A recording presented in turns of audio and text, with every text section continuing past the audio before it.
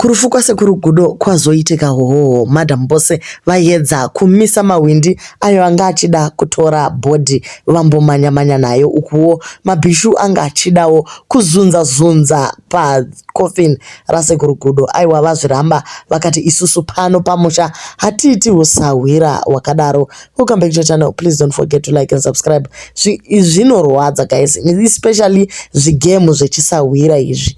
Aiwa zvimwe zvacho hazvina musoro. Unoona vanhu vachida kurara pamusoro peboxi, vachida kubvisa hembe, vachida kudii. Zvimwe zvacho guys unoshaura kuti zviri kuitirwei.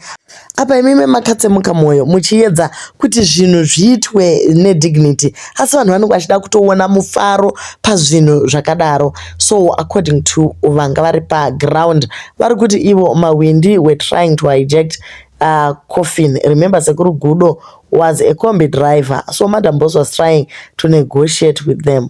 Zvavaita, it was so disrespectful. Saka ndo zvanga zvichiitirwa azvo. Vamwewo vari kungoti dambudziko riripo nderekuti mabhishu nemahwindi ari kutonetsa pandufu dzevanhu. Last week kwaiva nezvimwe zvakaitwa kuEpworth zvakare zvakazoita kuti hama dzipedzisire dzakushaya kuti rufunde rwepanopamba here kana kuti rwatova rwemustriti.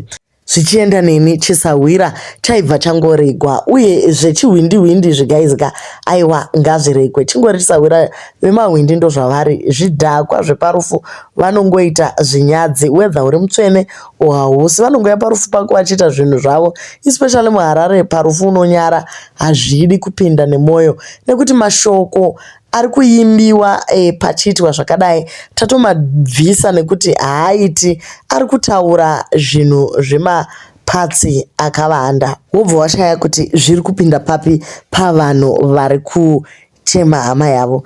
Ngatiregei kungova vanhu vakasununguka zvakanyanyisa kuti paitika rufu toti kwai tiri kunyaradza. Hatisi kunyaradza guys, tiri kutodzimbira maronda nekuti Madam Boss vatozosvika pakupopota kuti ngazvichimirwa. Otherwise people kept on going on and on.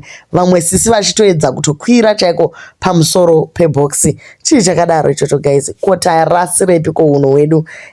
Takazvitanga riniko zvekuti parufu panobva paitwa kunge pamafaro kudaro?